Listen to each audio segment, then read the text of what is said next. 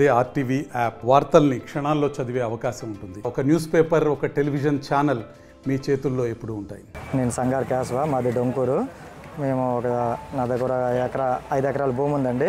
సుమారుగా ఈ పంచాయతీ మొత్తం 6 విలేజ్లు ఉన్నాయి. 6 విలేజ్ల్లో సుమారుగా ఒక 1200 ఎకరాలుగా ఉన్నది. గవర్నమెంట్లో మాత్రం 700 రికార్డెడ్గా ఉంది, కానీ సరిపడినంత యూరియా రాలేదు.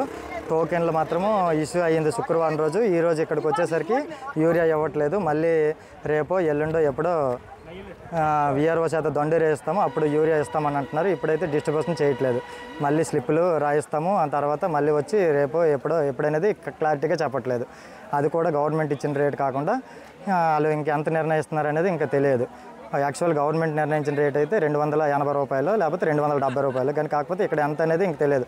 340 రూపాయలు అంటున్నారు, 350 రూపాయలు అంటున్నారండి. నా పేరు దొన్న గురుమూర్తి, మాది బూజిపాడు పంచాయతీ, ఇచ్చాపురం మండలము. మాకు సకాల టైంలో యూరియాలు అందలేక రైతులు ఇబ్బంది పడుతున్నారు. దయచేసి ఇక్కడ ఉన్న అధికారులు కానీ లేదా ఇక్కడ ఉన్న నాయకులు కానీ మాకు తక్షణమే మా పంచాయతీకి మా పంచాయతీలో 6 గ్రామాలు ఉన్నాయి. దాదాపు కొన్ని 100 ఎకరాలు 1200 ఎకరాలు వరి నాట్లు వేయడం జరిగింది. యూరియా అందకపోయి చాలా ఇబ్బంది పడుతున్నారు. దయచేసి ఇక్కడున్న అధికారులు కానీ నాయకులు కానీ మాకు యూరియా ఇప్పిస్తారనేసి కోరుకుంటున్నాం. అలాగే పెద్ద లక్ష్మీపురం నుంచి ఇక్కడికి రావాలంటే సుమారుగా 6 కిలోమీటర్లు. 2-3 రోజులు తిరిగితే తప్ప ఇంతవరకు మాకు టోకెన్లో ఇచ్చినారు తప్ప యూరియా మాత్రం ఇవ్వలేదు. దయచేసి తక్షణమే స్పందించి మాకు యూరియా ఇప్పిస్తారని కోరుతున్నాం.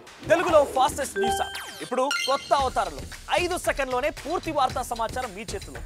సోషల్ మీడియా ట్రెండ్స్ మీ కళ్ళ ముందుకే live TV and voice search ఆప్షన్స్తో ఇప్పుడే డౌన్లోడ్ చేయండి. యాప్ లింక్ డిస్క్రిప్షన్లో ఉంది.